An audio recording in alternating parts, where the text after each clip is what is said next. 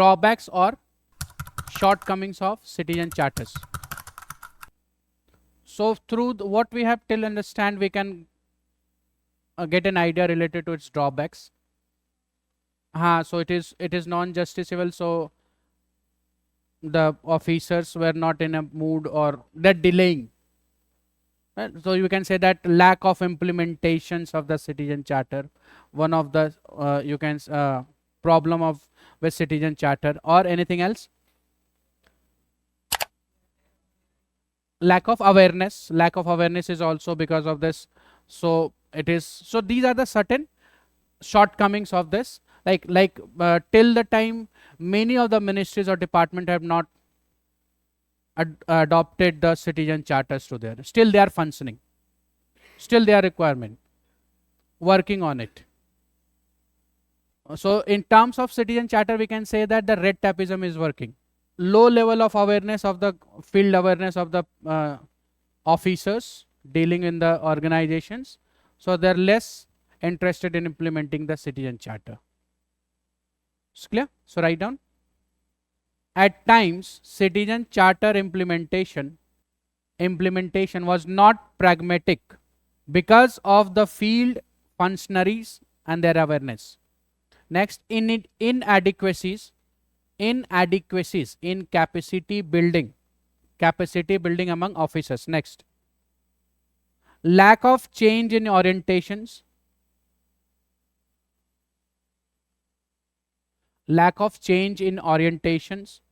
educations, even among the service group, lack of change in orientations, educations, even among the service group. It's clear? Now, can you imagine a situations where suppose that you have been working with an old system. Now there is a notifications, or you can say that directions from the government that you have to change your systems, a working culture in the office. So we can get an idea that the reluctantness of the officers to switch to the new systems. This citizen charter is basically doing this, that whatever you are working with the old culture, now you need to switch to the new culture where you need to be accountable, you need to be responsive, you need to be provide the detailing. So kind of hesitant by the officers, or reluctance of the officers to switch to the new systems. So this is also one of the shortcomings. Yes or no? Write down. Inadequacies in bringing changes in the work culture of the organizations. Next, rigidity of laws, legal hurdles, rigidity of law, legal hurdles, and lack of proper modification. Rigidity of law, legal hurdles, and lack of proper modifications of legal environment. It's clear? Next, lack of impartial and effective ombudsman system. Impartial and ineffective ombudsman system.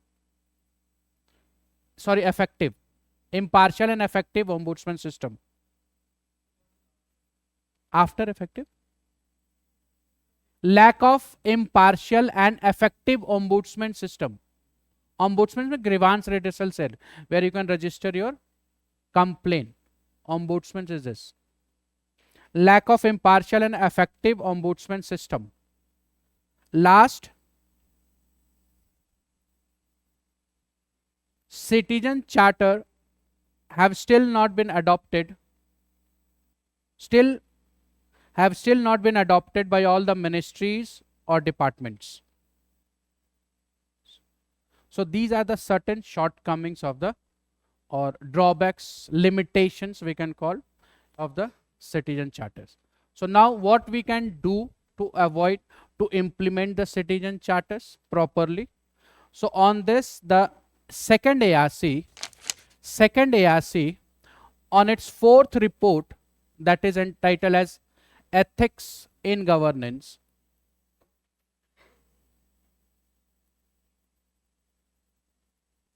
has provided the solutions how the citizen charters can be effectively implemented by overcoming the shortcomings of the citizen charters. It's clear? So now we are going to discuss this. Solutions provided by the second ARC report. So there are 10 points, or through 10 points they have provided, or rather we should say 10 solutions has been given by the second ARC under its report, fourth report, that is known as an Ethics in Governance. नहीं, second ARC is a commission, second Administrative Reform Commissions.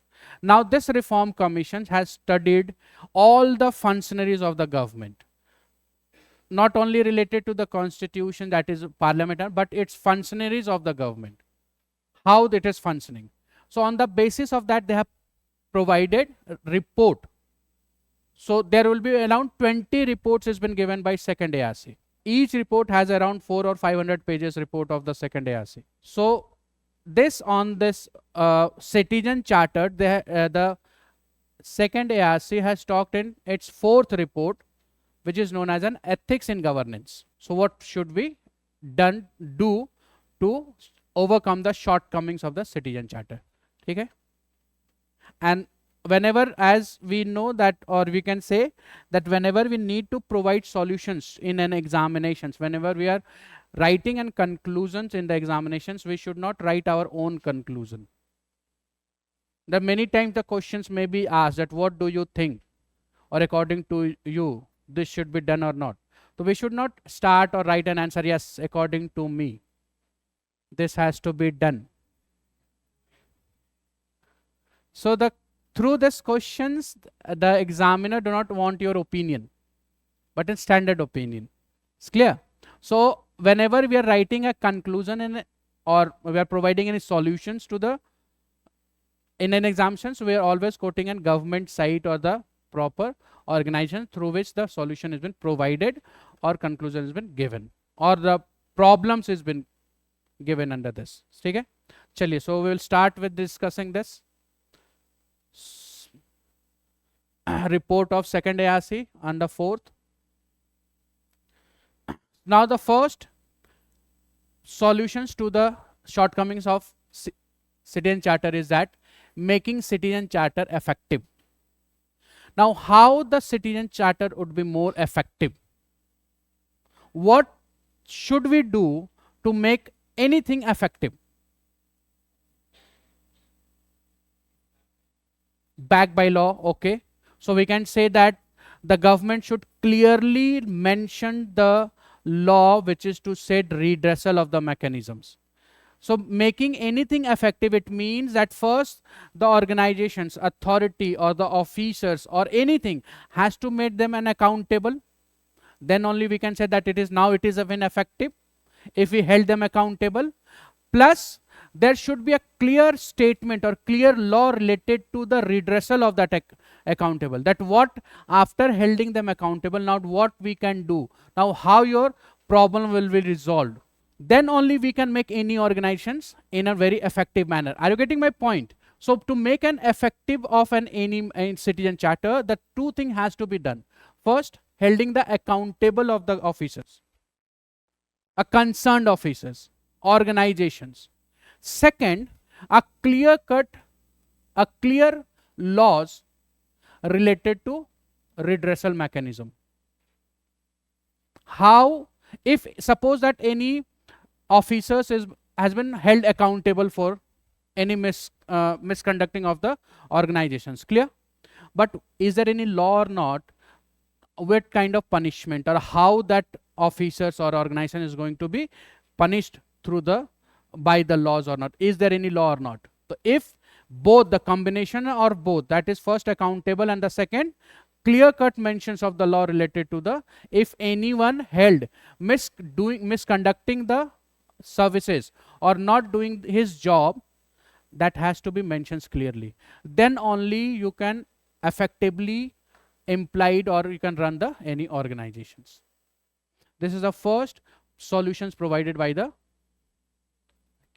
second IAS in its report, that make officers accountable and also make the clear cut laws, rules effective, written laws, no discrimination in the laws, that if any officers held responsible for not doing the job they have been provided, so they will be given this punishment, or held accountable under this. Is this clear? तो accountable हम करेंगे तभी तो उसका implementations भी ensure कर पाएंगे. Suppose there is a law, I mean any policies has been there, right? Now you as an officer you've been given a charge to implement those laws, those schemes, either related to education, health, women or socially backward class, any kind of law in your district. You are responsible, you are been held, you are been given the charge. Now if there is an accountability to be held against you, if you are not in a positions or you are not holding or implementing those unbiasedness, you have been biased in your account holding that, then it will be held, you will be held accountable and you will be punished according to the clear cut laws. This will help in implementations also. This governance, what we are basically dealing with the implementation part of the government.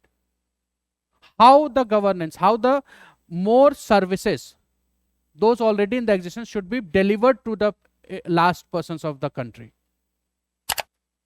Where are the lacunas in the systems that can be removed? This is talking about that first held accountable those persons who has been responsible for that services, and not only sufficient to holding anyone accountable related to that, rather there should be a clear cut laws, rules, that if someone has been held by, like suppose someone held in charge of corruptions, then there should be any punishment, rules and regulation, yes or no? To understand this, you can understand Article 18. What does the Article 18 says? Abolition of titles. It says that no one can give anyone's any title, right? And it also says that if suppose that government has provided them any title, like Bharat Ratna, National Award, they should not be used that award in their prefix or suffix of the name. This is the, but what if someone used it? There is no law in that. There is no regulations related to that. Still, there is no regulations has by the government has been given. Isliye sometimes many you can see, we have a Padma Shri. They use the prefix of this Padma Shri, Bharat Ratna before the name in the banner. Though the constitution says they cannot use, but still there is no laws by the government that if someone use, then what punishment will be given. So it is of no use. Similarly, in this we can say that it is only not sufficient to hold anyone responsible or accountable unless and until there is a clear cut laws, rules and regulations that if they held responsible for not doing what they are being entrusted with the services, they will be punished. Any kind of punishments or any kind of laws can say them. You can also understand through Article 17, untouchability. Constitutions only says that no one should practice untouchability, but it does not say that if anyone practice what can be happen to them. There is nothing, no word on this. But the government has come up with the Civil Protection Act. If anyone practice, so you will be punished for 7 years. So a clear cut message is there, a clear cut law is there. So you can understand through this that accountability, holding accountable is not sufficient unless and until you are not providing them a laws, backing by laws, that if they are accountable, you need to punish. What kind of punishment they can be given? This is the first solutions provided by the citizen ARC. It means that if any organizations, officers or an organization as a whole, they promise the services but they do not deliver. So first, they will held accountable. Second, there should be an laws, punishment for that loss. Are you getting my point? Is this clear now? Chaliye. So this is first. Second is internal restructuring. Internal restructuring. Now, internal restructuring, we have just seen the shortcomings that due to they have been practicing an old domain of a working, they are reluctant to switch to the new systems. You have just written the one of the shortcomings, yes or no? So this internal means, or within the organizations, the restructuring has to be done. They should be implementing within the restructure. They should be prepared. Are you getting my point? Is it clear? Okay? Any questions? Next. Now next is one size does not fit all. Now as one of you have asked that does it is necessary that everyone should have the same statement, same vision, same mission or not? No. There is a framework that everyone should have a vision. Now, one size does not fit all means it is talking about the decentralization of the power. It is talking about that every organization should form their mission, should form their vision. They should take their own time to come up with the citizen charter. It should not be fixed, that the time frame should not be constrained. That within a period of 6 months, within a period of 1 year, you should come. Everyone should have every organization should have their own kind of time frames to come up with the schemes of citizen charters, to implement those charters, to come up with the providing of the services of which they have promised. So it is giving the scope of decentralizations, which means a bottom to top approach.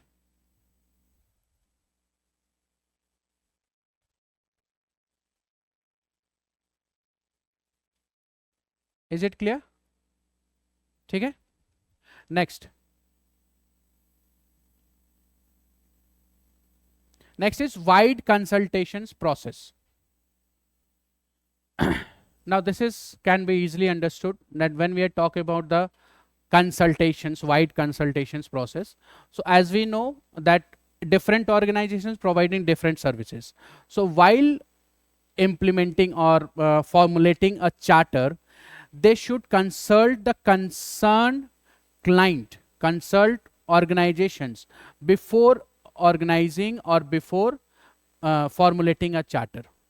This will help to understand the need of their clients. This will help the organizations to deliver the services within a time period and with the standard quality of the services. So before implementing or before formulating, the consultation should be there with the stakeholders of the organizations. What type of services they are going to provide, to whom they are going to provide, what are the expectations of the client from the organizations. Without knowing the expectations of a client, no one can provide a services to the client, yes or no? So how you can understand the expectations of a client? Through consultations, through knowing their points. What they want. Like you sometimes online also or in persons also you may have encountered about the form of this opinion, your opinions forms, feedback form, how we can improve, hey, what we should do, what went wrong. This is kind of जब आप Rapido ले, Ola, any kind of services you avail, there is a feedback form. Yes or no? That is here one of the user feedback. Instant in ground, in field feedback. So by immediately providing a feedback getting a feedback from the customers after providing the services.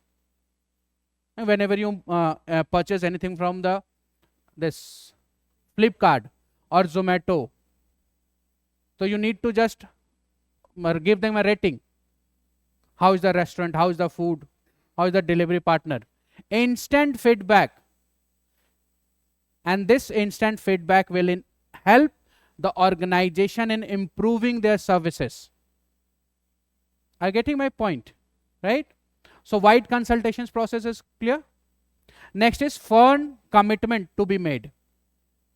This is firm commitment to be made. Commitment means types of services they are going to provide. Durations of the services, in what period we are going to deliver the services, at what time period we are going to resolve your issues. That is a firm commitment. It means it should not be something like an vague commitment. ठीक है, देख लेंगे. No, firm commitment that within a time period we are going to do that. We will resolve your issues within a 24 hours, and that issue should be resolved within a 24 hours of date. So this is a firm commitment. Through the firm commitment, the organization will create it will help lead the citizens to have a faith in that organizations. It will excel in its service systems, providing the services to the citizens. I get my point. It will generate a goodwill among the citizens that no, they have a firm commitment which they adhere to their commitment. Firm commitment means adhering to their own promises they made to the service, to the citizens. It's clear? Next is redressal mechanisms. If suppose they have made a commitment of providing a services to any citizens, but though they have a firm commitment, still they lack in their services, or they have provided a wrong services, or they have not provided service, any kind of services. So there should be a mechanism within the organizations through which the citizens, the person who have availed the service can reach out to the provider of the service and register their complaint, and their complaint should be heard by the organizations, addressed by the organizations within a time period. So there should be a constrained time also, that if you have any issues with the company or the organizations, or any, not I'm talking in the terms of organizations, any officials of the organizations also. So you can register your complaint, you can give your feedback, we will reach out to you, we will address your complaint, we will try to resolve your issues. And this will make them the transparent. This will help them making the company accountable. If I make a firm commitment, no, I will provide you this within this period. It means if I am failed to providing the services within a time period or standard, in not only in the time period, rather the standard of the service is also not par excellence as I have committed. So you can move to the redressal mechanisms, grievance cell, ombudsman sometimes we call it as, where you can register your complaint related to that. Then it can be resolved through these issues. So this is making them accountable, this is making them transparent. Next, periodic evaluations. Periodic evaluations, and this evaluation, the performance of the company, how they have been performed on their commitment they have made, how they have performed on the resolving the issues, if any issues have come to their address.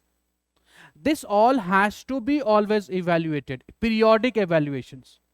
And this evaluations will not be done by any committee or any organization within the organizations, rather from outside. So this evaluations from the outside will evaluate their performance based on the service commitment they make to provide the services, based on the complaint, if they have, how they have resolved the issues, how responsive they are to the issues of the citizens or the client they have been in touch with them. And the result of this evaluations, it will be incorporated in the organizations to improve the service delivery, to satisfy the more clients which they have been included. Is this clear? Any evaluations, like after this we will study about the social audit. So anyone can be like that can be done through the CAG.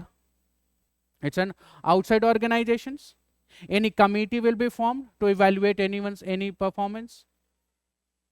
any organizations. It is not fixed that this is a certain organization who can organize, anyone. But the evaluation should be that should be done on the basis of periodically, within a period, every period, after 3 months, 4 months, yearly, but not within the organizations, a committee with them, but from the outside.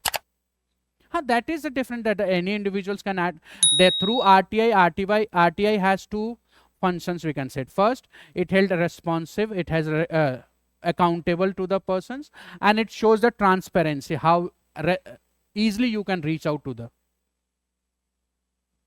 to this. Like RTI, how it can be periodic? RTI is an act. It is not an any organizations. Evaluations, suppose you can understand through this, that as an organization, we as an organization providing you the classes for the preparations. Now we have one mechanism that we will evaluate on the basis of weekly, 10 days, 15 days, on the what we have taught you in the class through the examinations. Okay, so you write an answer, then we give it to the other persons to evaluate. And evaluation of that you will incorporate in your preparations. So evaluations will be done, always be on the basis of periodically, but from the outside agency. Because there is a doubt that insider can make a biasness while evaluating, which is not good for the organizations. And through evaluations, as we have seen in the redressal mechanisms point, how they have dealing with the problems which they can encounter by their clients if they have reached out for their any problems they have arises during the availing of the services. On the commitment they have made to provide the services, how often they have been violating that committed, if there is a violation of commitment or not, if they are fulfilling the commitment they have been made to provide the services or not, that has to be evaluated. And the result of that evaluation should be incorporated in the working of the organization to improve the functions, performance of the organizations. Is it clear? Okay. Next. Sorry. Next is benchmark using end user feedback. Meant those who have availed the services, now they need to give their feedback. Now there is two differences. First is wild consultations process, right? Now what is the difference between these two? This before the plan or laws or citizen charter has been made, now you need to consult the perspective of concerned clients. What are their expectations? This feedback is by after taking the class, after taking the services. As you first of all you order something from the Swiggy, Zomato, Blinkit, anything. Now after that you need to rate them, how you like the services, like the food, like the items, like the product, satisfactory 0 to 1, 1 to 5, anything. And this feedback is an real-time feedback response through which led the organizations to improve their services immediately. Make changes according to the time. Because time may change the demand of the client also, aspirations of the clients, and that aspirations of the client can be taken or can be considered into the organizations through the end user feedback after the product has been completed and they have been used it. Is it clear? Next, held officer accountable.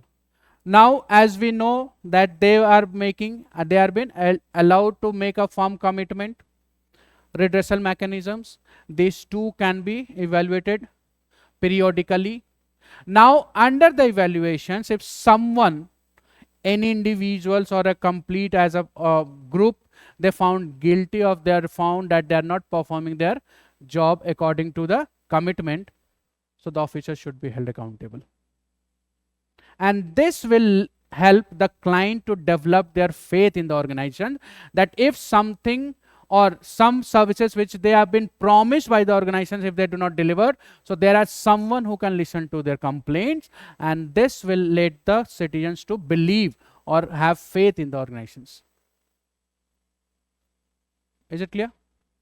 And the last is that include civil society in the process, like as we have seen that the periodic evaluation should be done by the outsiders, that is any civil societies, any NGOs can be not only in evaluations but also in helping them in wide consultations, also they can be helped by them in providing the services, also they can be participated, or they can be you can included into the process of delivering systems. This will help or ease the organizations to deliver the better services while including the civil societies organization into the delivery process. It's clear? So these are the mechanisms or suggestions, you can say that, which is provided by the second RCA to improve the citizen charter, the drawbacks, to come up with the drawbacks or lacuna in the citizen charter. Any questions? Sorry? Now see, as we have seen that any committee, any organizations, first of all they need to make a firm commitment. Firm commitment, when we are talking about the firm commitment, it means we are talking about that we are going to provide this type of services, quality, standard of services, quality of services, and within a stipulated time period. Time frame should also be there. Now suppose if they do not performed, right, and now there will be evaluations of their services. If under the evaluation it has been held that there is some discrepancies, biasness has been found by the organizations, officers who has been managing, they have made biased choice, they have been you can say that they have impartial towards someone, so that officers will be held accountable either for not performing the duties, or they have been held biased while performing their duties, or being impartial towards performing the duties, which is then provided through the organizations. Punishment through laws, मैंने कहा तो. How we will make citizen charter effective? By two mechanisms. First, holding the officer accountable. Second, a clear-cut laws. That when what will happen if someone is accountable. आप सब किसी को चोर बोल दें तो उससे क्या होगा? मैकेनिज्म, लॉ होनी चाहिए ना कि अगर वो उसने किया है तो then he should be punished. Then it will be held.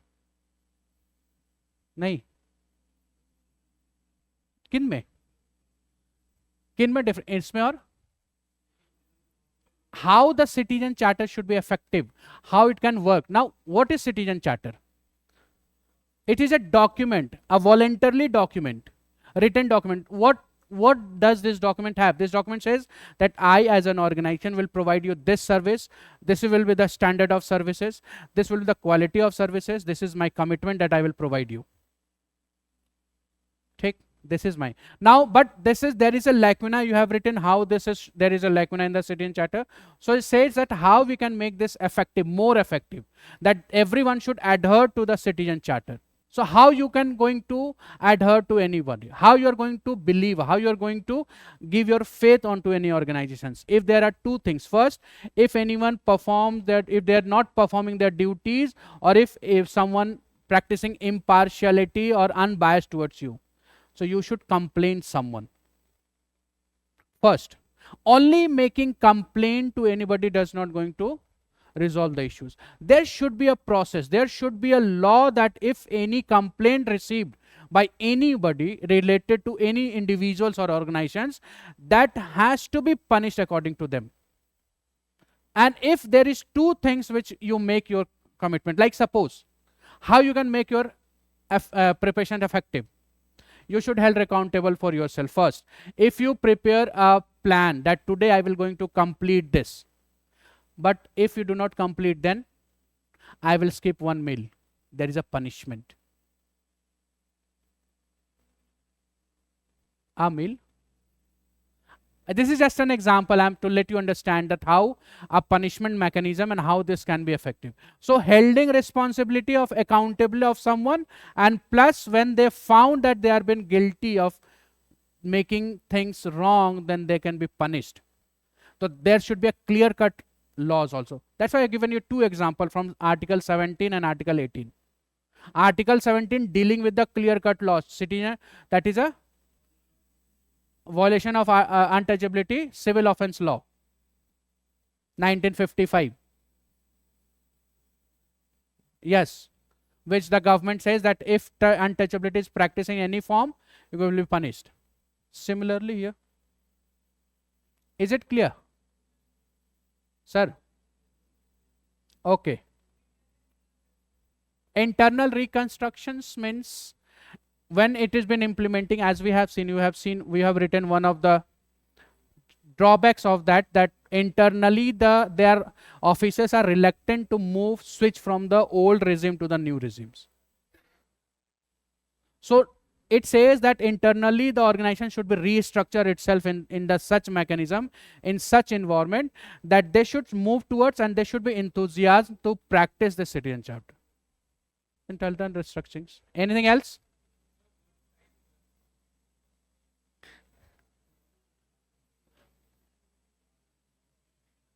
One size does not fit all.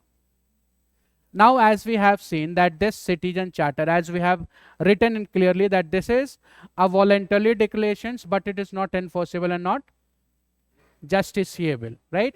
But the government which has been provided the citizen charter is not any act, is not in any law. Rather, they have provided just one framework. A layout, we can say that, a kind of layout, that every organization should have a citizen charter in this format. Why? Because there is a necessity that some organization may be big, they have a capabilities, they have a resource to implement citizen charter immediately. Some organizations may be financially weak and small, they have been starting, so they may be in a not position as a financially standard they can implement the citizen charter immediately. So you cannot constrain every organization in the single law that you should be immediately you should follow. So this should be done accordingly. They should take their time. It means that this has been decentralizing, giving every organization its own, giving each organization an opportunity to deal with their own problems and come up with their own problems, right? So this one does not feel means they are adopting an approach of bottom to top approach. Anything else? Nahi? Any more doubts? No? Shall write down. We have time. Write down. Give a heading. Second ARC on citizen charter. दोबारा बताऊं सारा? तो हाँ, but we need to write down all inside this ना. इसका explanations लिखेंगे ना. चलिए लिखिए. Write down second ARC on citizen charter. In fourth report of second ARC, Administrative Reform Commissions, fourth report of second ARC on ethics, the title of the report is Ethics in Governance. Fourth report of second ARC on title, now write down the title, Ethics in Governance, suggested some measures with respect to citizen charters.